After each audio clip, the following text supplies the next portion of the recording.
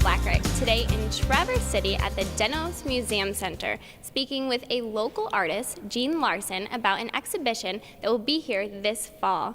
Jean, what's the name of the exhibition we have here? Well, the name is Permanence, Impermanence, Iceland, the land of temporal contrasts.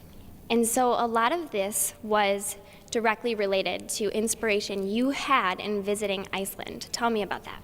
Yes, I spend as much time as I can there, and the landscape is so incredible, and on my walks, I started to really look close at what was going on. And so I started to look at the lichen.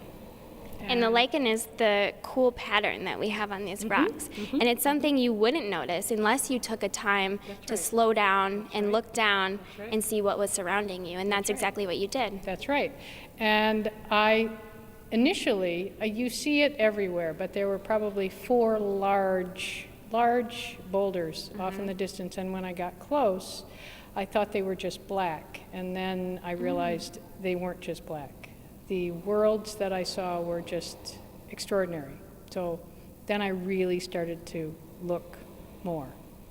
That's amazing. And so it kind of represents what we have going on today in this world and for a long time of just that fast-paced, you don't look down, you don't look around, you're just going in your own world and you don't even realize the beauty that takes place. And you were telling me earlier that this takes a long time to cultivate on these rocks, so it's very slow. It's very slow.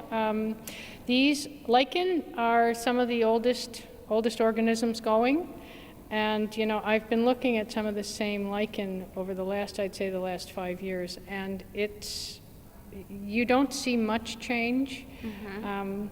But there are still some of the same little bits on the rocks as I've seen, for the last 5 years. So it's been really wonderful to just pay attention. Absolutely. Slow down, pay attention. Yeah, and so if you put this under a microscope, though, it would be moving fast. And that's the intense part of it, is that it's not always what you see. That's you right. took that interpretation and really slowed down, and all of these paintings, the mural that you put on the wall was inspired by that. Yes, absolutely. And it does represent for me the process. As you can see in many of the paintings, there are drips. It's about the process. And so how long does a painting typically take? Is it a slow process just like this? Yeah, I'd say it over a period of time. The paintings, there are many different layers.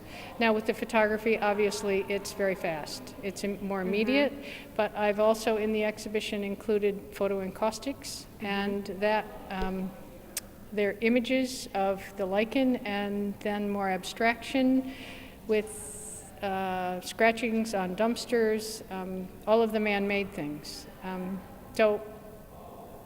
And you were saying earlier that those man-made things deteriorate. That's what's happening there. The photos that you have are actually images of the deterioration process, whereas the lichen on the rocks, the complete opposite. It's adding to what nature has. That's right. And it's, the lichen represents more of the permanent, and then the abstraction, the man-made things, that's more the impermanence. It happens faster, And also I've included ice over there. Oh, okay.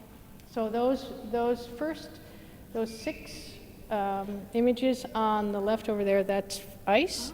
And once again, that's more of the impermanence. It was water, it's ice, and then it's going into something else. So it's all about life, slowing down, speeding up.